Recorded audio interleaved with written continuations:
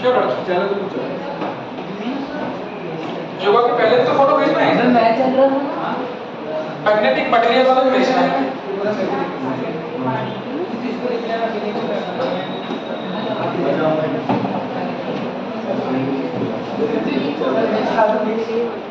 जल्दी आओ। तुम लोग घूमने जा रहे हो मुझे पता है।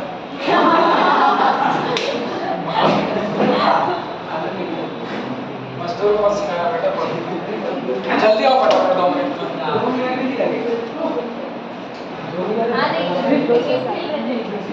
सो जल्दी करो ना, मैं थक जाऊंगा आज 15 मिनट जल्दी। 45 मिनट पड़ेंगे आज से, 45 मिनट हाफ डे। तो तुम एक फोटो तो भेजो यार। इसके पहले का तो भेजो मैग्नेटिक मटेरियल जल्दी। हाँ तो मैं चालू कर दूं पढ़ाना। सुनो, पर वो टर्म समझ नहीं आएगी आगे जो टर्म 5 टर्म उस रिस्क पे जाना तुम लोग। सुन लो, बहुत खतरनाक टर्म है। सुनो, मैग्नेटिक मटेरियल्स में ये लोग वो टर्म दे रहा हूँ जो ब्रह्मास्त्र में बोले जाते हैं। किसी को उंगली कर देना, किसी से पूछना कि यार ये इंटेंसिटी ऑफ मैग्नेटाइजेशन क्या होता है। अरे यार बोला था मैंने, तुम्हें बात भरोसा नहीं, तो बता दिया। इसका मतलब समझने की वो आदमी बहुत सीरियस है एस्पिरेंट, गंदा वाला सीरियस है। बट 100 में से 2 लोग, तुम लोगों की पहचान कोई नहीं बता पाएगा, ये भरोसा मेरी पहचान से बता दे। इसकी पहचान कोई बता दे। अब पूछना वैसे वो तो नहीं बता पाया। पूछना मतलब मैंने बताया मेरे सवाल जो है वो सटीक रहता है, उसमें एक्सेप्शन बहुत कम मिलते हैं। ये सब पूछना कि जो 5 टर्म बताऊंगा ना, उन 5 टर्म में कोई अगर फर्क बता दे तो मैं मानूंगा कि भैया वो दमदार होता है। ठीक है, 5 टर्म सुनना कौन सी है। चलो पहली टर्म में नाम देखो। हाँ सुनो, देखो मैग्नेटिक मटेरियल में ये फेरोमैग्नेटिक डायमैग्नेटिक का आप लोग थोड़ा थोड़ा सुना होता है केमिस्ट्री में, बट बहुत बड़ी टेबल बनी हुई है। सीधा सीधा क्वेश्चन टेबल पे से आ जाता है। सुनो, याद करने का अभी तक तुम लोगों ने जो पार्ट किया वो समझने का पार्ट है मैग्नेटिज्म का पूरा, तुम लोग तो थे नहीं, बड़ा अच्छा पार्ट है मैग्नेटिज्म का। मैग्नेटिक मटेरियल्स को ही समझने के पार्ट है आधा, थोड़ा बहुत याद करना पड़ेगा आधा पूरा। स्पेसिफिक आप लोगों को नीट में क्वेश्चन मिलेंगे। तो देखो हमारे पास में 5 टर्म है। सबसे पहली टर्म अपने पास में होती है मैग्नेटाइजिंग फील्ड। अब देखो किसी से आप पूछना, कोई भी दोस्त को, सबके लिए काला अक्षर बेस बराबर ही है। वो तो मैग्नेटिक फील्ड ही जानते हैं। मैग्नेटिक फील्ड से मिलती जुलती 5 टर्म है, उन्हें नाम देना अलग अलग है। पहला नाम है मैग्नेटाइजिंग फील्ड। मैग्नेटाइजिंग फील्ड इसी को बोलते हैं magnetic intensity. Magnetic intensity spelling थोड़ी सही होनी पड़ेगी। मैग्नेटिक इंटेंसिटी सिंबल जो होता है वो होता है H। ठीक है, अब देखना V0 हाँ। तो मैग्नेटाइजिंग फील्ड क्या होता है? देखो इस बात से आप लोग सहमत होना चाहिए कि कोई भी ऐसा मटेरियल जो मैग्नेट की तरफ अट्रैक्टेड होता है, केमिस्ट्री लैंग्वेज में फेरोमैग्नेटिक मतलब आयरन, ये तो आप जानते हो कि आयरन एक ऐसा सब्सटेंस है जो मैग्नेट की तरफ क्या होता है, अट्रैक्ट होता है। फिर ये बात भी आप जानते हो बचपन में, हाँ ये भी आप जानते हो बचपन में कि substance can be magnetized as well as demagnetized. Iron को मैग्नेटाइज मतलब आयरन को मैग्नेट बना सकते हैं, करंट पास करके बचपन में इलेक्ट्रोमैग्नेट बना देते थे। और भी एक तरीका था, आपको अगर आयरन को बहुत देर तक अगर मैग्नेट में घिसोगे तो भी कुछ उसमें मैग्नेटिक प्रॉपर्टी आ जाती है, मतलब डीमैग्नेटाइज करके गर्म करके डीमैग्नेटाइज कर सकते हो। और आपको पता है फिर आजकल स्क्रू गेज जो स्क्रू गेज आते हैं उनको भी बहुत देर तक घिसते हैं, थोड़ा थोड़ा उनमें मैग्नेटिज्म आ जाती है। मतलब कुछ सब्सटेंसेस को मैग्नेटाइज किया जा सकता है। लेकिन कहानी बना के सुनना, ये 5 टर्म में कहानी पे बेस्ड है। कुछ सब्सटेंसेस को मैग्नेटाइज नहीं किया जा सकता, ये एक मैग्नेटिक मटेरियल की प्रॉपर्टी है। अब कोई आदमी बोल दे कि आपने लकड़ी को मैग्नेट बना हुआ तो फिर छुट्टी हो बनाओ दिन भर करो बिना, कभी नहीं बन पाएगी। कोई आदमी बोल दे कि जो आदमी नीट 12th फेल हो उसको IIT एडवांस क्लियर करना, तो फिर करो कुछ नहीं कर सकते। तो ये मैग्नेटिक मटेरियल की प्रॉपर्टी है कि some can be magnetise, some can not be magnetise. तो वहीं से पहली चीज आई मैग्नेटाइजिंग फील्ड। तो मैग्नेटाइजिंग फील्ड मतलब क्या होता है? किसी भी सब्सटेंस को अगर आपको मैग्नेट बनाना है तो आपको उसको मैग्नेटिक फील्ड में रखना पड़ेगा। जैसा अगर मुझे आयरन को मैग्नेट बनाना है तो दो मैग्नेट के बीच रखना पड़ेगा ना, नॉर्थ साउथ के बीच। तो नॉर्थ साउथ के बीच में मैग्नेटिक फील्ड होती है, किधर होती है डायरेक्शन? साउथ। तो अगर एक आयरन के टुकड़े को हम इस मैग्नेटिक फील्ड में रख देंगे तो बहुत टाइम तक रखते हैं, हम लोग पाएंगे कि थोड़े टाइम बाद इसमें भी कुछ क्या होगी, मैग्नेटिक प्रॉपर्टी क्या हो जाएगी, डेवलप हो जाएगी। तो मैग्नेटाइजिंग फील्ड का मतलब होता है एक्सटर्नल फील्ड। तो ये एक्सटर्नल फील्ड हो गई ना, ये फील्ड, इस एक्सटर्नल फील्ड में किसको रखा? तो इसमें जो मैग्नेटिज्म डेवलप हुई वो किसके कारण हुई? इस फील्ड के कारण ना। तो इस फील्ड को कहते हैं magnetising field. So it is an external field. Book में उसकी डेफिनेशन देखते हैं ना। So it is an external magnetic field जो किसके लिए काम आती है? Used to magnetize the substance। किसी सब्सटेंस को मैग्नेटाइज द सब्सटेंस, किसी सब्सटेंस को मैग्नेटाइज करने के लिए जो फील्ड होती है उसी को हम लोग कहते हैं मैग्नेटाइजिंग फील्ड। ठीक है, हाँ।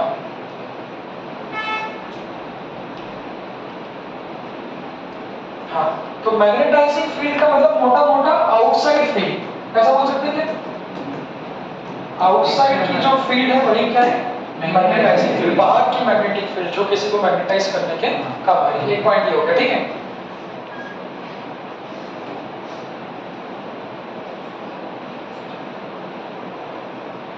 हाँ, फिर दूसरा पॉइंट, जैसे किसी सब्सटेंस को हमने बोला मैग्नेटाइज करने के लिए हम लोगों ने इसमें रख दिया एक्सटर्नल मैग्नेटिक फील्ड में। जब एक्सटर्नल मैग्नेटिक फील्ड में रख देंगे तो इसके अंदर भी तो क्या होगा? इसके अंदर भी कुछ ना कुछ मैग्नेटिक प्रॉपर्टी आ जाएगी। मतलब ऐसा हो सकता क्या कि उसके अंदर भी कुछ मैग्नेटिक फील्ड जनरेट हो जाएगी। देखो ना, दो फील्ड है, ये वाली कौन सी है? एक्सटर्नल। उसको क्या नाम दिया गया? मैग्नेटाइजिंग फील्ड, जो मैग्नेटाइज कर रही है। और जब ये उसको मैग्नेटाइज कर देगी तो आयरन के अंदर भी क्या होगा? तो वो मैग्नेटिक फील्ड इनसाइड हो जाएगी। मतलब एक जो आयरन के अंदर पैदा हुई, समझ रहे हो, और एक जो जिसने पैदा करी। तो जिसने पैदा करी उसको बोलते हैं मैग्नेटाइजिंग फील्ड, और जो अंदर पैदा हुई उसको बोलते हैं मैग्नेटिक फील्ड। तो ये दो शब्द है। अभी लोगों को इसमें फर्क नहीं पता, मैग्नेटिक मैग्नेटाइजिंग अलग चीज है। तो बाहर वाली मैग्नेटाइजिंग और अंदर वाली क्या मैग्नेटिक है। तो दूसरी टर्म जो आती है, देखो वो आती है परमिएबिलिटी। परमिएबिलिटी, अगर एयर है तो अभी तक क्या लिखते थे? म्यू नॉट लिखते थे ना। अब किसी से यही पूछ लो कि परमिएबिलिटी क्या होती है, ये बता दें, कोई जवाब नहीं मिला। मैं तो कभी मुझे मिला ही नहीं जो बता दे परमिएबिलिटी। पूछना किसी दोस्त से, वो सब बता देगा, mu naught, mu R, value, ये वो सब बता देगा। परमिएबिलिटी होती क्या है? इसका मतलब बहुत अलग मतलब है। तो परमिएबिलिटी का मतलब भी यहीं से आता है। देखो, तो परमिएबिलिटी का मतलब क्या है? जब भी किसी चीज को एक्सटर्नल फील्ड में रखते हैं, एक्सटर्नल कहां से आ रही? नॉर्थ साउथ पोल से। इस एक्सटर्नल फील्ड को क्या बोला? एच। एच मतलब मैग्नेटाइजिंग फील्ड, एक्सटर्नल फील्ड। जब इस एक्सटर्नल फील्ड में अगर लोहे के टुकड़े को रखा तो वो भी मैग्नेट बन गया। तो उसके अंदर भी क्या होगा? Magnetic field generate. तो अंदर जो जनरेट हुई वो क्या है? मतलब inside magnetic field, inside magnetic field भी इनसाइड बोल दो हमारी लैंग्वेज में। तो परमिएबिलिटी एक ऐसा रेशो है जो हमें ये बताता है,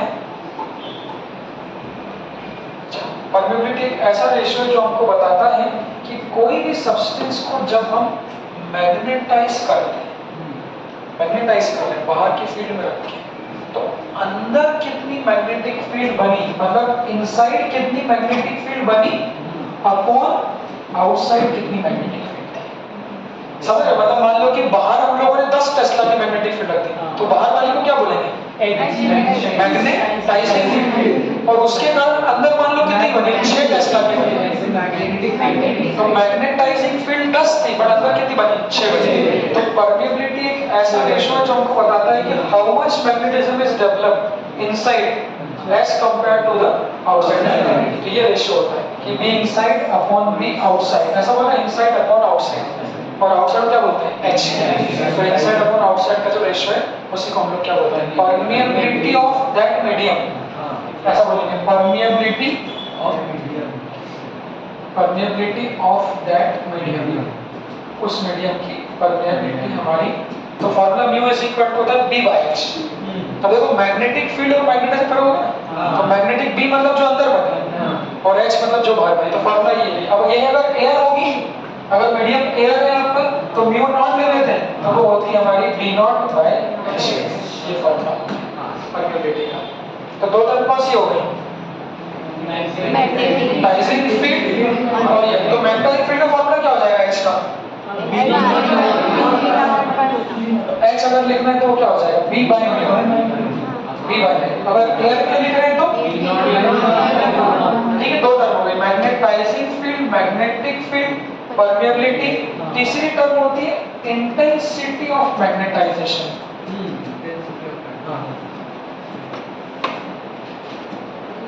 अरे बहुत अच्छी चीज है ये, इसको मैंने बहुत काम भी किया था क्योंकि मुझे पता है लोग नहीं जानते। तीन टर्म एक जैसी, magnetic field, magnetising field, intensity of magnetising field को क्या बोला, मैग्नेटिक इंटेंसिटी बोला।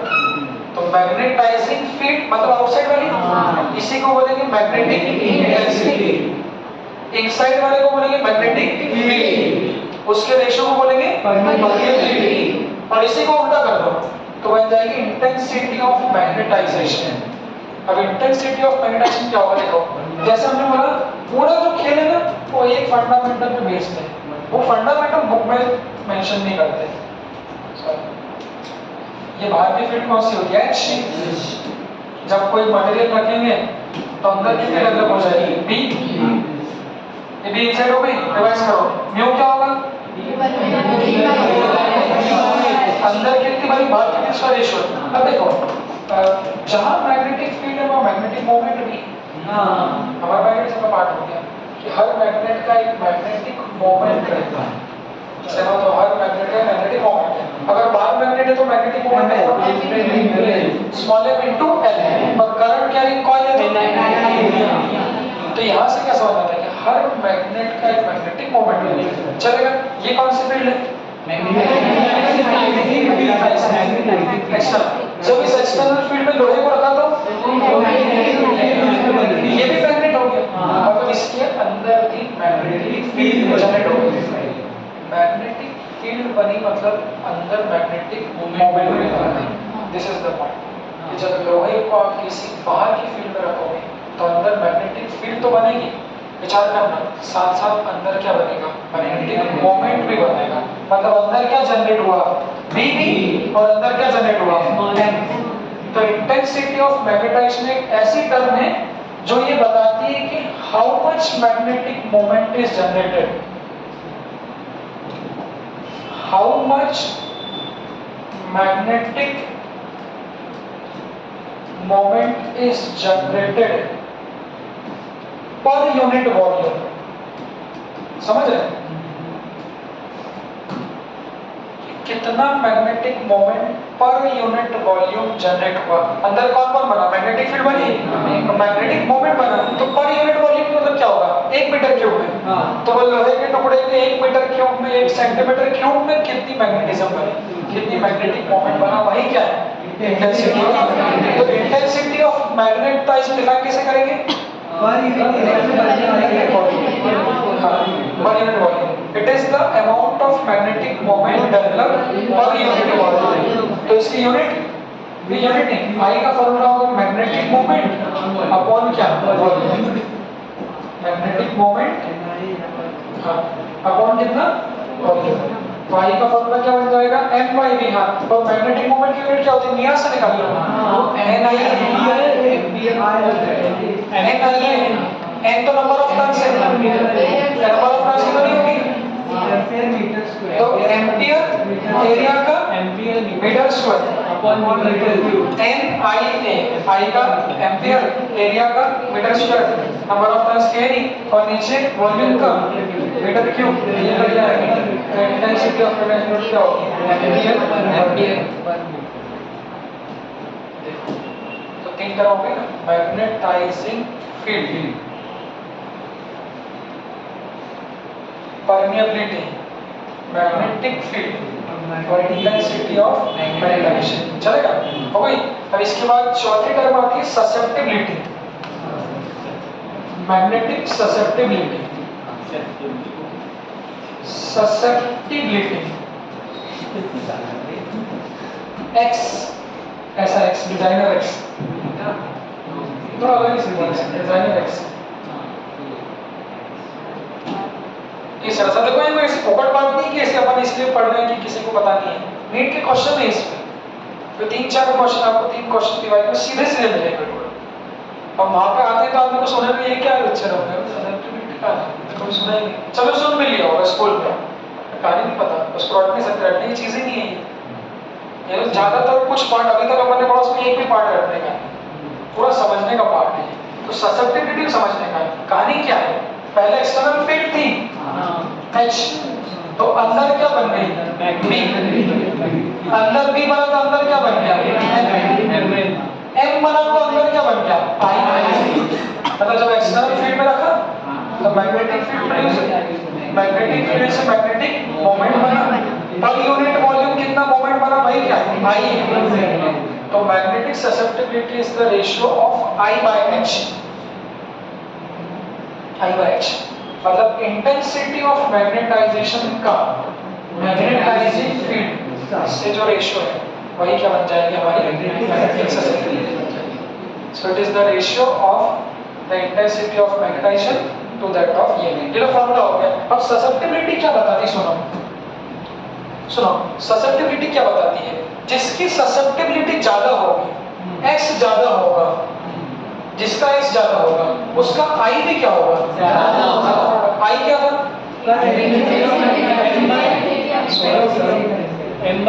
I क्या बता था, मैग्नेटिक मोमेंट पर यूनिट वॉल्यूम।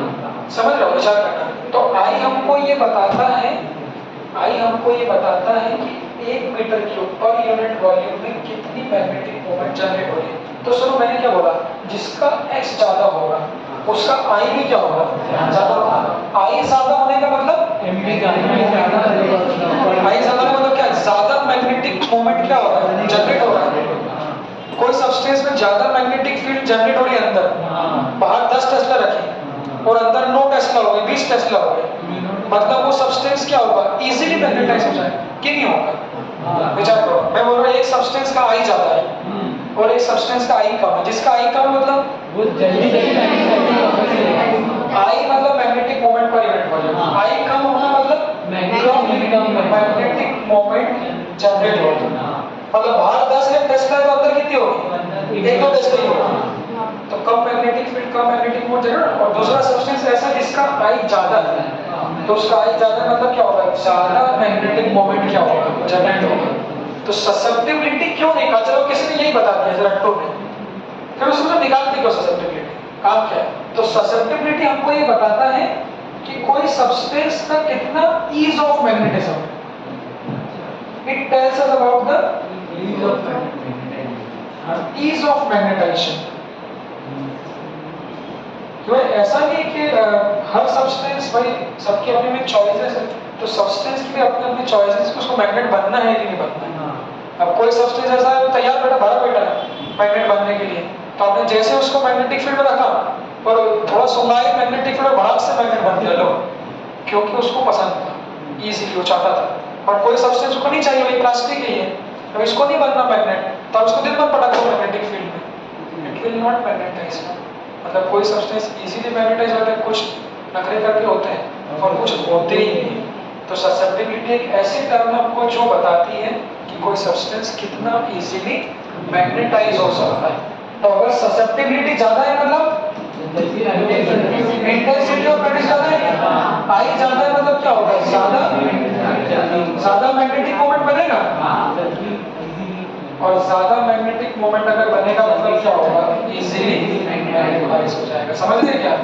तो वुड और आयरन में किसकी ससेप्टिबिलिटी ज्यादा है, आयरन की ससेप्टिबिलिटी ज्यादा होगी। देख उसको तो टर्म कितनी होगी, 4। कौन सी परमिएबिलिटी, मैग्नेटाइजिंग फील्ड, ये मैग्नेटिक फील्ड रखती है, magnetising field, permeability, intensity of magnetisation. चलो भाई, अब पांचवा रिलेशन है परमिएबिलिटी और ससेप्टिबिलिटी में। इसमें भी क्वेश्चन है इनमें, परमिएबिलिटी और ससेप्टिबिलिटी में क्या रिलेशन है? Relation between mu and X,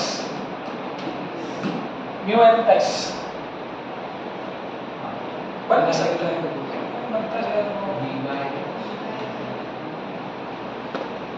बन जाएगा आई बाय एच और बी बाय एच कर लो। फॉर्मूला क्या है? Mu is equal to 1 plus X. एक बार क्रॉस चेक कर लेते हैं। हाँ, mu is equal to 1 plus X, mu is equal to 1 plus X, ऐसा बोलेंगे है ना।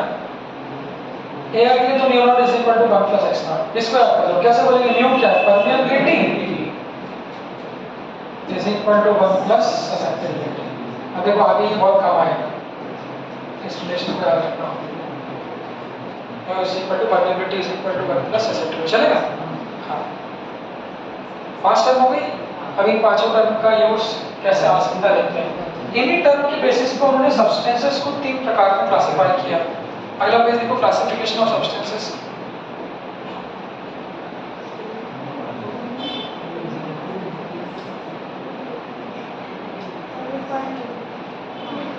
कौन सा पढ़ना है?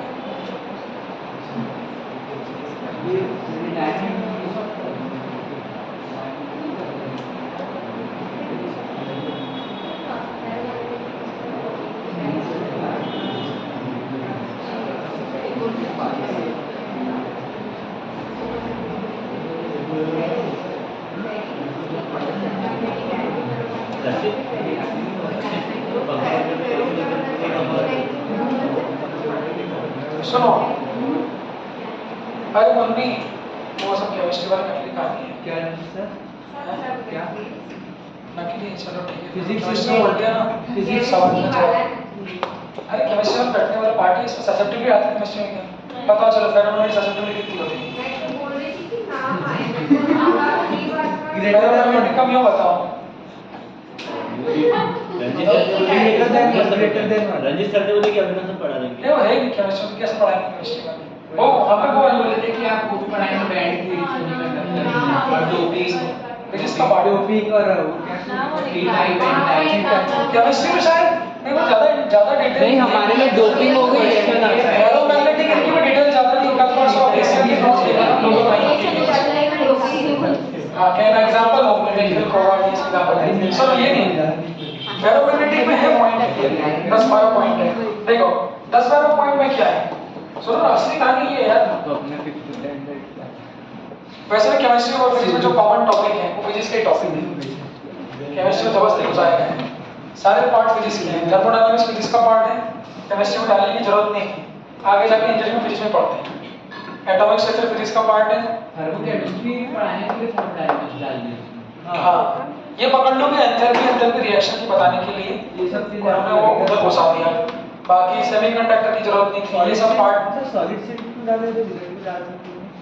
सॉलिड स्टेट इधर का पार्ट नहीं है, सॉलिड स्टेट इसमें का है।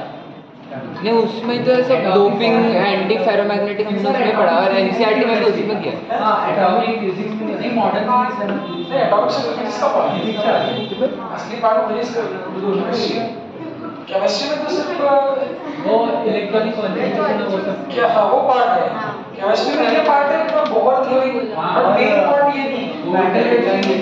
हाइड्रोजन किसका पार्ट है? फोकट है। छोड़ इंजन तो अलग कहानी, इंजीनियरिंग की कहानी है, वो भी फिजिक्स का पार्ट है। और एंटी नोट जब हां, वो काफी एक्सप्लेनेशन है, दो पेज का डेली और उसकी ज्ञान की और केमिस्ट्री ये हम लोग बातें करें इस तरह से। तुमको क्या पता होगा केमिस्ट्री में, तुमने क्या पढ़ा बताओ? फेरोमैग्नेटिक पे सवाल पूछ लेता हूं। फेरोमैग्नेटिक पढ़ा है ना? उसका डायग्राम बस पढ़ा है, सब ऐसे ऊपर एरोगन।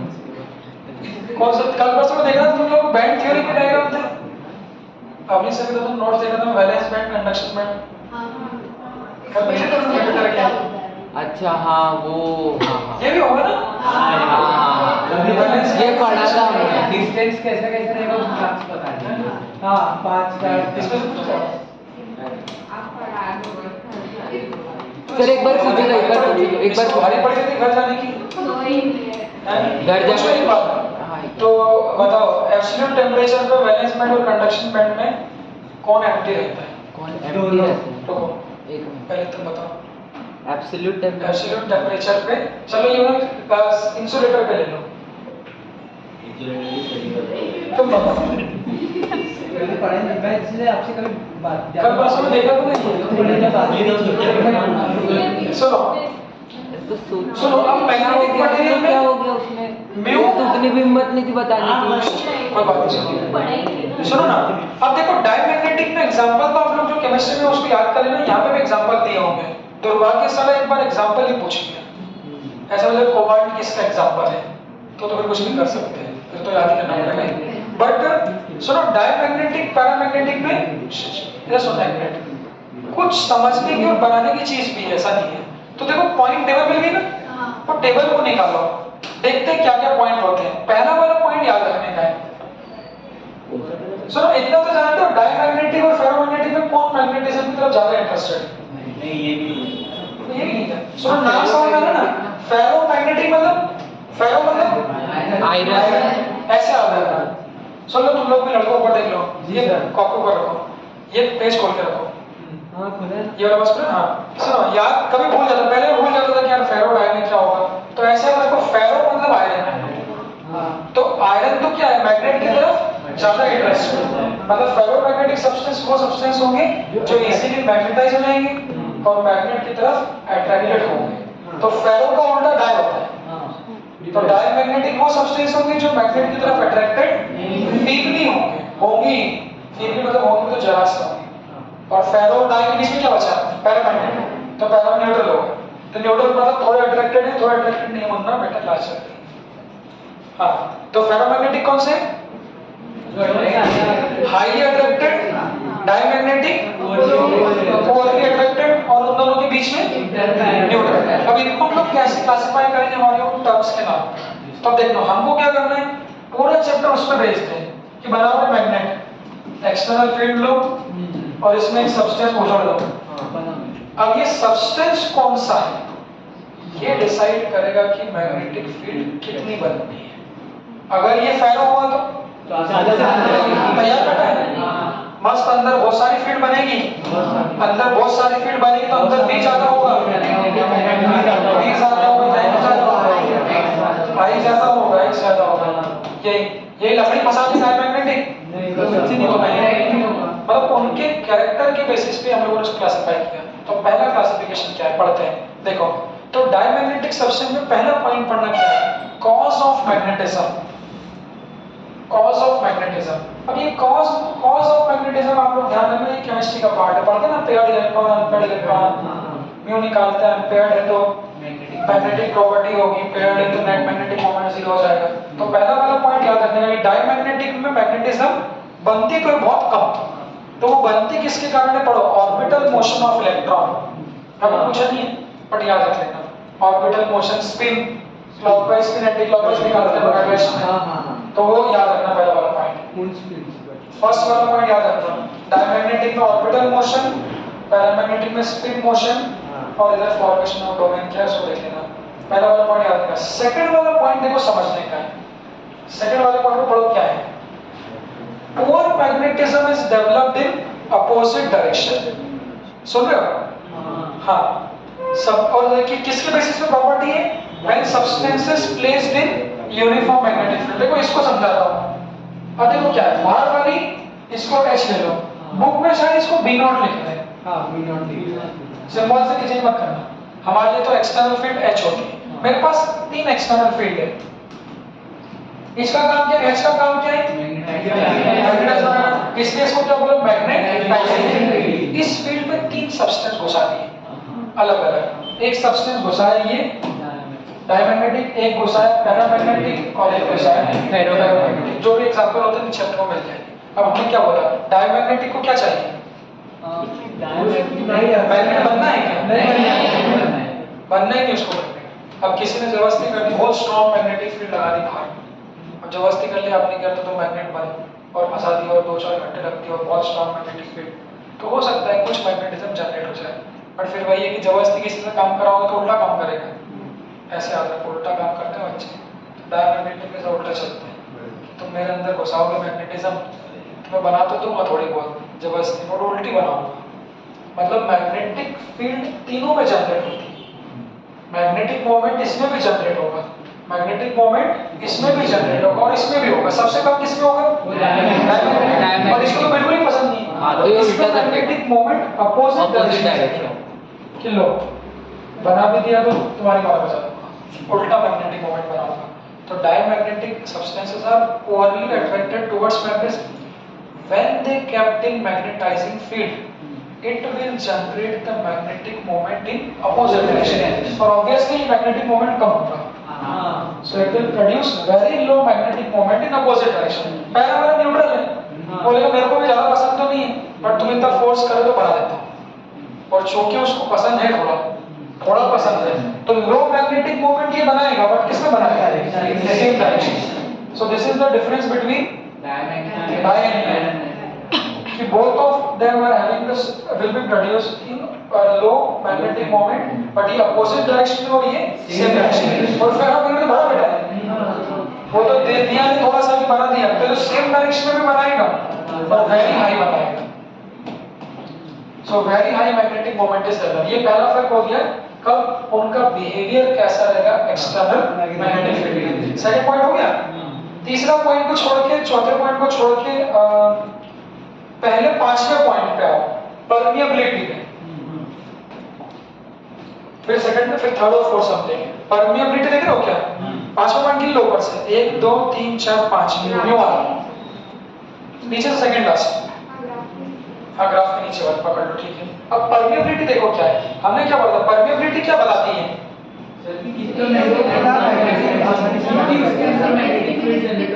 बॉम्ब के अंदर बाहर की मैग्नेटिक फील्ड रखी, अंदर पौधा अंदर कितनी पैदा हुई अपॉन बाहर, उसका रेशियो ही क्या है? परमिएबिलिटी। अब नेचर देखना, मान लो ये मैग्नेटाइजिंग फील्ड की हमने बहुत सारी लाइन ले ली, ये बाहर की फील्ड, मैग्नेटिक फील्ड तो मैग्नेटिक लाइंस ही होती है, पढ़ा था ना मैग्नेटिक लाइंस।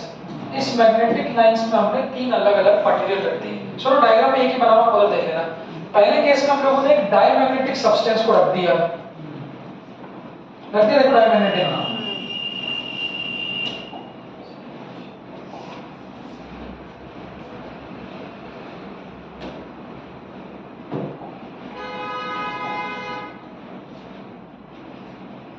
देखो एक डायमैग्नेटिक सब्सटेंस को मैग्नेटाइजिंग फील्ड में रख दिया, चूंकि डायमैग्नेटिक सब्सटेंस को पसंद ही नहीं मैग्नेटिक फील्ड, तो वो कोशिश पैदा तो कर देगा अपोजिट डायरेक्शन में।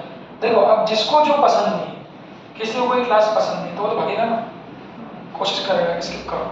तो यहाँ पर भी ऐसा है कि डायमैग्नेटिक सब्सटेंस को ऐसे आ तो दिमाग में जमा कहानी बना के कि डायमैग्नेटिक सब्सटेंस को तो ये पसंद ही नहीं, तो ये कोशिश करेगा कि यार ज्यादा से ज्यादा ये जो फील्ड बाहर घुसा रहे हैं, ये ज्यादा से ज्यादा मुझसे ना घुसे। मतलब डायमैग्नेटिक सब्सटेंस कम से कम मैग्नेटिक फील्ड अपने अंदर से पास करने की कोशिश करे। तो टोटल एक्सटर्नल फील्ड कितनी हमने पास, अगर गिने एक वैल्यू से, तो 1 2 3 4 5 6, मतलब समझ लो जो मैग्नेटाइजिंग फील्ड है वो कितनी है? 6 मैग्नेटिक फील्ड है। और डायमैग्नेटिक सब्सटेंस क्या है? पसंद नहीं है, तो पसंद नहीं है तो कोशिश करेगा कि कम से कम फील्ड उससे पास हो, क्योंकि जिसको मैग्नेटिक फील्ड पसंद नहीं है वो क्यों अपने अंदर से पूरी मैग्नेटिक फील्ड घुसाएगा, वो तो बोलेगा बाहर जान दो ना यार, तो वो कोशिश करेगा मैग्नेट भगाने की, कि भागती हो तो भगा दो।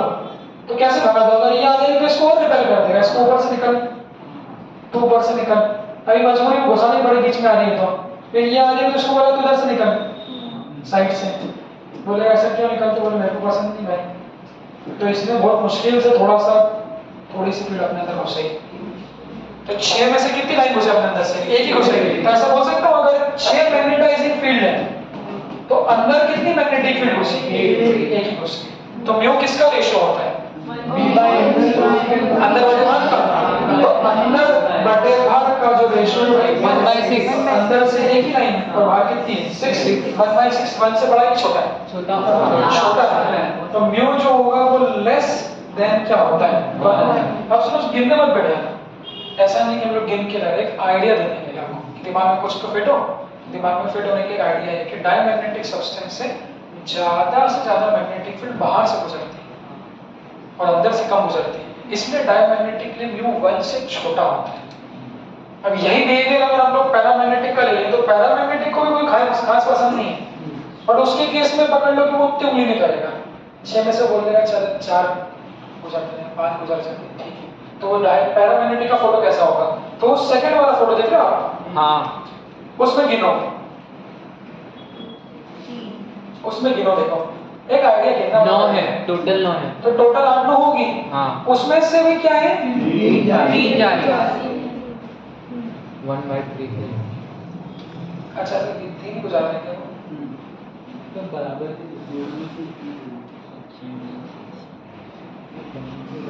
हाँ तो पैरामैग्नेटिक करने के लिए 1 से 2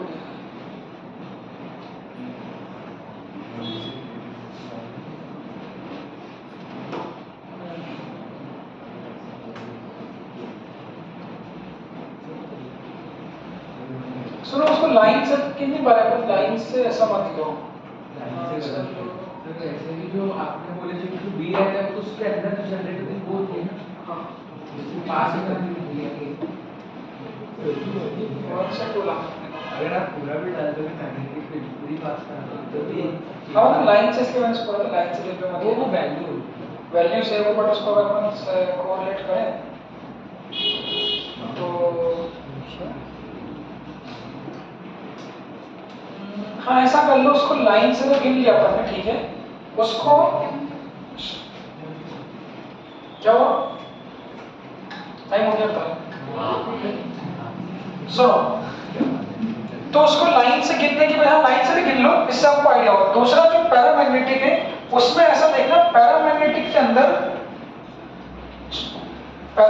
के अंदर जो मैग्नेटिक फील्ड होती है वो जनरेट तो होती क्योंकि उसको मीडियम इंटरेस्ट है बट उसके अंदर मैग्नेटिक फील्ड बाहर के मुकाबले थोड़ी सी ज्यादा जनरेट होती है वैसे याद रखना थोड़ी सी ज्यादा अब थोड़ी सी ज्यादा कैसे जैसे बाहर अगर 10 टेस्ला की है तो पैरामैग्नेटिक रख दोगे तो अंदर 12 टेस्ला की हो जाएगी ऐसा वो लाइन से देख सकते हो आप लाइन गिन लोगे तो वो दिक्कत मैटर दिक्कत वाला हो जाएगा फिर आप बोलोगे मैक्सिमम 1 ही आएगी वो तो म्यू की वैल्यू तो पैरामैग्नेटिक अगर है तो जितनी भी बाहर की मैग्नेटिक फील्ड है उससे थोड़ा सा क्या होगा ज्यादा होगा उससे थोड़ा सा ज्यादा होगा तो म्यू क्या आएगा बी अंदर मतलब 12 अपॉन कितना 10 तो म्यू क्या आएगा ग्रेटर देन 1 तो 1 से थोड़ा बड़ा और 2 से थोड़ा सा 1 से थोड़ा बड़ा और 2 से छोटा ये कैलकुलेटेड वैल्यू ये पैरामैग्नेटिक सब्सटेंस जब पैरामैग्नेटिक बोले जाएंगे जब उनका म्यू 1 से 2 के बीच है अच्छा म्यू 1 होना मतलब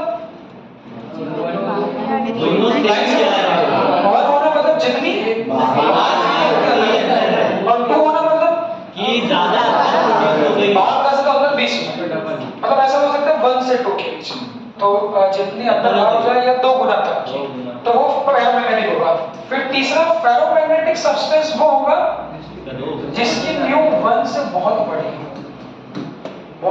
हो इसका मतलब क्या कि बाहर अगर 10 टेस्ला की मैग्नेटिक फील्ड है ये भी वैल्यू से मैं बता रहा हूँ वैल्यू की एक आइडिया बाहर अगर 10 टेस्ला की है तो अंदर 300 टेस्ला की बनती है तो अब बहुत हाईली अट्रैक्टेड है तो अंदर की मैग्नेटिक फील्ड बाहर के मुकाबले बहुत ज्यादा होगी इसलिए म्यू की वैल्यू 1 से बहुत बड़ी है इसको कोरिलेट करो फंडामेंटल वही है बाहर की मैग्नेटिक फील्ड अंदर कितनी बनती है अंदर मैग्नेटिक फील्ड बनेगी तो अंदर मैग्नेटिक मोमेंट बनेगा मैग्नेटिक मोमेंट बनेगा तो इंटेंसिटी ऑफ मैग्नेटाइजेशन बनेगा आई बनेगा तो ससेप्टिबिलिटी बनेगी ससेप्टिबिलिटी बनेगा तो म्यू और एक्सपेरिलेशन समझ गए फिर डायमैग्नेटिक सब्सटेंस में मैग्नेटिक मोमेंट बनेगा से बट कैसा बनेगा अपोजिट इसमें सेम डायरेक्शन में और इसमें सेम डायरेक्शन में फिर म्यू भी याद नहीं करना है एक लॉजिकली समझ लो तो डायमैग्नेटिक के अंदर म्यू कम 1 से छोटा होगा तो अंदर मैग्नेटिज्म कम बनेगी पैरामैग्नेटिक में 1 से थोड़ा बड़ा होगा तो अंदर थोड़ी ज्यादा पहले बहुत बड़ा ठीक है अब क्वेश्चन जो भी पूछा था वो क्या था क्वेश्चन था डायमैग्नेटिक सब्सटेंस की ससेप्टिबिलिटी कैसे होती है ऑप्शन था पॉजिटिव नेगेटिव जीरो। बहुत से लोग अभी याद करेंगे क्वेश्चन पढ़ देखते हैं। डायमैग्नेटिक सब्सटेंस की ससेप्टिबिलिटी, तो रिलेशन क्या होता है म्यू और उसमें प्लस एक्स, तो एक्स कितना हो जाएगा, एक्स कितना हो जाएगा म्यू माइनस वन, बोलो एक्स इज इक्वल टू कितना हो जाएगा म्यू माइनस वन। अब डायमैग्नेटिक का म्यू कितना होता है,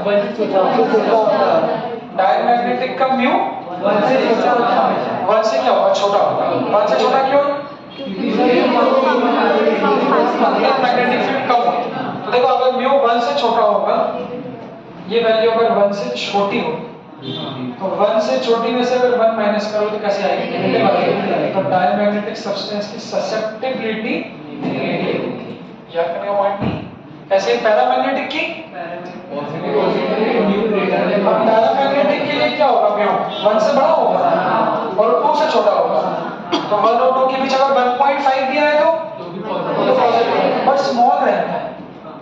तो susceptibility of paramagnetic is small positive, कम रहती बट कैसे रहती है, पॉजिटिव रहती है। और फेरोमैग्नेटिक की म्यू स्मॉल वाला, म्यू 20 आ गया, तो लार्ज पॉजिटिव। तो फेरोमैग्नेटिक की लार्ज पॉजिटिव आ गया। बहुत अच्छा क्वेश्चन है। अगली बार पूछ ले कि susceptibility of paramagnetic is positive, large positive, small positive, highly positive और नन दे दिया। देखो याद करना पॉइंट नहीं है, पैरामैग्नेटिक पॉजिटिव तो रही बट स्मॉल, उधर हाईली पॉजिटिव, इधर नेगेटिव। ठीक है, देख लो ये बनाया पॉइंट है। अब चौथे नंबर का पॉइंट पढ़ो, क्या था ये पॉइंट है, ससेप्टिबिलिटी स्मॉल नेगेटिव। देखा, हाँ देखिए, चौथा पॉइंट आगे वाला पैरा का स्मॉल पॉजिटिव, हाँ और इसका वेरी वेरी लार्ज पॉजिटिव। और उसी के नीचे क्या, ससेप्टिबिलिटी का टेम्परेचर के साथ रिलेशन भी देखो, इंडिपेंडेंट। अब देखो सब क्वेश्चन के बीच में कोई पॉइंट नहीं पूछे हुए, कोई सा पॉइंट पूछ लिया सीधा सीधा थ्योरेटिकल। तब देखो ससेप्टिबिलिटी क्या बताती है, ये कि आए कौन है, क्यों भाई ससेप्टिबिलिटी क्या बताती है, कोई सब्सटेंस कितना इजीली मैग्नेटाइज हो सकता है। किसकी ससेप्टिबिलिटी ज्यादा थी, फेरोमैग्नेटिक की ज्यादा होगी, क्योंकि फेरोमैग्नेटिक का आई ज्यादा। ठीक है, अब जो इसने बोला था टेम्परेचर का वेरिएशन, ससेप्टिबिलिटी ने ये तो बता दिया कि सब्सटेंस मैग्नेटाइज डीमैग्नेटाइज कितना इजीली हो सकता है। अब वो मैग्नेटाइजेशन और डीमैग्नेटाइजेशन टेम्परेचर का फंक्शन है। जैसा कि आप लोग बचपन में पढ़ते थे, किसी मैग्नेट को गर्म करने पर, टेम्परेचर बढ़ाने पर उसकी मैग्नेटिज्म कम होती है, समझ रहे हैं, टेम्परेचर बढ़ाने पर उसकी मैग्नेटिज्म कम हो जाती है। मैग्नेटिक प्रॉपर्टी कम हो जाना मतलब ही तो क्या है, ससेप्टिबिलिटी कम हो जाना। क्योंकि ससेप्टिबिलिटी यही तो बता रहा है कि मैग्नेटाइजेशन ज्यादा हो रहा है या कम हो रहा है। तो ये रिलेशन क्या हो गया कि ससेप्टिबिलिटी का टेम्परेचर से रिलेशन कैसा है। तो वो भी तीन पार्ट है, सब तीनों के लिए पढ़ना है। तो डायमैग्नेटिक का ध्यान रखना, ससेप्टिबिलिटी का टेम्परेचर से कोई रिलेशन नहीं होता। ये क्वेश्चन आ गया कि on heating the diamagnetic substance, अपने को लगा याद करने का ये तो, और ऑप्शन दे देंगे वो चार, susceptibility decreases, increases, remain same, ये जो भी करें। तो डायमैग्नेटिक सब्सटेंस तो बनते ही नहीं मैग्नेटिक, तो उनकी ससेप्टिबिलिटी टेम्परेचर पे डिपेंडेंट नहीं होती। तो ससेप्टिबिलिटी का ग्राफ अगर टेम्परेचर के साथ देखो, बहुत सारे क्वेश्चन है ये लो, ये पटक दो, ये पटक दो, कोई बता देते हो। हाँ तो नेगेटिव ही रहती है ना इसकी, बहुत सारे क्वेश्चन आप पूछ लो किसी से, बताओ ससेप्टिबिलिटी का ग्राफ। तो आदमी ये जान लें चलो ठीक है, डायमैग्नेटिक की टेम्परेचर पे डिपेंडेंट नहीं होती, बट ये भी तो याद रखना डायमैग्नेटिक की रहती कैसी, नेगेटिव। तो ससेप्टिबिलिटी नेगेटिव रहती और टेम्परेचर पे डिपेंडेंट नहीं। तो इसमें क्या गलत है, टेम्परेचर पे डिपेंडेंट तो इसमें भी नहीं, कांस्टेंट है, बट ये बता रहा है कि ससेप्टिबिलिटी कैसी है, पॉजिटिव। ये रॉन्ग है, यही क्वेश्चन है कि ससेप्टिबिलिटी इज नेगेटिव और इट इज टेम्परेचर इंडिपेंडेंट। देखो ये का सब्सटेंस कौन सा हो गया, डायमैग्नेटिक हो गया। ऐसे पैरामैग्नेटिक सब्सटेंस की ससेप्टिबिलिटी टेम्परेचर के इनवर्सली प्रोपोर्शनल होती है। पॉजिटिव रहती है, नेगेटिव रहती है, तो उसका जो ग्राफ आएगा ससेप्टिबिलिटी का पॉजिटिव रहती तो किधर आएगा, ऊपर आएगा, और इनवर्सली मतलब रेक्टेंगुलर आएगा। तो ऐसा है, समझ रहे हो। और तीसरा डायमैग्नेटिक का भी ऐसे आता है, थोड़ा रेक्टेंगुलर हाइपरबोला बनता है, शिफ्ट हो जाता है। देख लो एक बार, हाँ थोड़ा आगे तो डायमैग्नेटिक का कैसा होता है, हाईली पॉजिटिव, तो वो होगा T माइनस TC। तो है तो इनवर्सली प्रोपोर्शनली, तो ग्राफ तो ऐसे ही रहेगा सर टेम्परेचर का, और वेरी हाई पॉजिटिव रहता है। ये सर है सुनिए, तो ये जो टेम्परेचर है ये TCH है, T माइनस TC पे कर देंगे तो 0 इंफिनिटी। हाँ अगर TC से ज्यादा रहा तो फिर वो मैग्नेटिक प्रॉपर्टी छोड़ T मैग्नेटिक को TC के बराबर कर देंगे, TC तक वो रहेगा मैग्नेटिक। हाँ TC के बाद बराबर। में यूज करेगा मैग्नेटिक। हाँ तो वो TC तो क्यूरी टेम्परेचर हो जाएगा। हाँ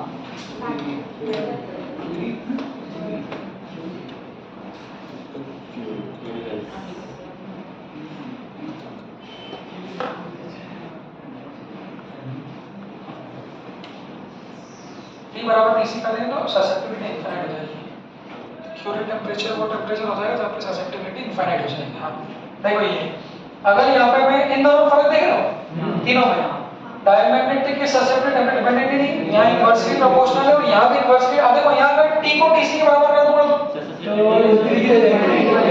T को TC, तो TC minus TC 0, something bye 0 कितना इनफाइनाइट, तो ये टेम्परेचर होगा क्यूरी टेम्परेचर जब T बराबर TC। तो क्यूरी टेम्परेचर वो टेम्परेचर है जहाँ पे ससेप्टिबिलिटी कितनी हो जाएगी, इसको देख लो।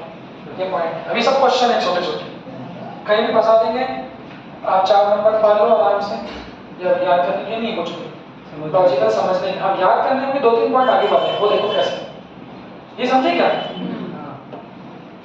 तो IH कर्व भी हो गया, देखो फिर थर्ड वाला पॉइंट भी, IH कर्व कैसे बना बताओ। डायमैग्नेटिक का x क्या होता है, नेगेटिव होता है, समझे क्या। x का फॉर्मूला क्या होता है वैसे बताओ, x is equal to I by h, x क्या होता है I by h, तो I कितना होगा x, समझे क्या। अब डायमैग्नेटिक का x कैसा है, पॉजिटिव कि नेगेटिव, तो x अगर नेगेटिव है तो डायमैग्नेटिक का I क्या होगा, directly proportional to minus h, बोलो। और पैरामैग्नेटिक का x स्मॉल कैसा रहेगा, पॉजिटिव, तो यहाँ अगर x को स्मॉल पॉजिटिव करोगे तो I proportional two plus h, और यहाँ तीसरे वाले का वही क्या होगा, प्रोपोर्शनल टू प्लस h। तो प्रोपोर्शनलिटी मतलब ग्राफ कैसा आएगा, स्ट्रेट लाइन है पासिंग थ्रू ओरिजिन, तो इसका ग्राफ कैसा आएगा, IH ग्राफ नीचे आएगा, नीचे तो ऐसा आ जाएगा, नेगेटिव स्लोप, नेगेटिव स्लोप, क्योंकि ये माइनस h है। इसका ग्राफ कैसा आएगा, पॉजिटिव स्लोप, ऐसा आ जाएगा, और इसका चूंकि हाईली पॉजिटिव होता है तो वो थोड़ा सा नॉन लीनियर आ जाएगा, बट आएगा पॉजिटिव ही। सिग्मॉइड से क्या, होता हाँ वही है, सिग्मॉइड को नॉन लीनियर ग्राफ, है, सिग्मॉइड लिखा है, ये होता है सिग्मॉइड पर है। सिग्मॉइड क्या बोला, मैं समझा नहीं सिग्मॉइड क्या है। अरे वो S शेप्ड ग्राफ है ना, कहाँ देखा आपने, बायो में।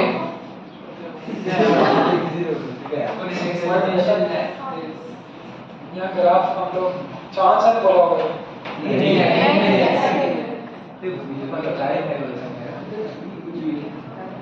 सिग्मॉइड नहीं बेटा, S बनता है उसको बोलते हैं पॉइंट ऑफ इन्फ्लेक्शन, जहाँ पे कोई ग्राफ अपना स्लोप चेंज करता है, स्लोप चेंज हो रहा है, S पॉइंट है, ये बोले ना अब सुनो, ये ग्राफ का स्लोप कैसा होगा, इस पॉइंट पे जाके देखो उसका स्लोप कम होना होगा, तो इसको बोलते हैं पॉइंट ऑफ इन्फ्लेक्शन, जहाँ पे कोई ग्राफ अपना स्लोप चेंज करता है, वहाँ पे d square by dx square अपनी साइन चेंज करता है, पॉजिटिव से नेगेटिव होगा। सुनो, तो ये ग्राफ देखो, ये ग्राफ हम लोगों को याद करने की भी समझना है क्या। अब एक बार पांचों पॉइंट को देख लो, ये टेबल बना देते बराबर, जी सर, पांचों पॉइंट को देख लो, हो गया ना, चल कितने बजे से हो गया। एक दो पॉइंट, 2-3 पॉइंट बचे। रवि का डिस्कशन हाँ कल ले लेंगे। नहीं कल नहीं, आज सब नहीं। चुप है तू। पांचों पॉइंट देख लो एक बार। सर कल क्लास लेंगे आप, कितने बजे सर बता दो ना रंजीत, इसके बाद बोले नहीं, सर रंजीत सर को बताना है टाइम। अपना समय देना पड़ता है।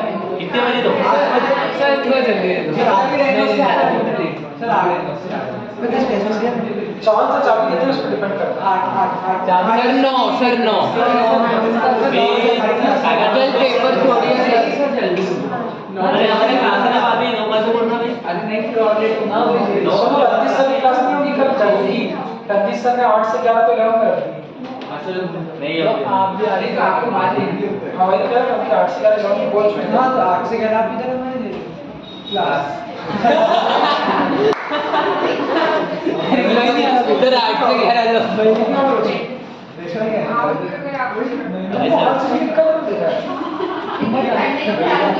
इसका नहीं होगा सर सही बात है मंडे को नहीं करेगा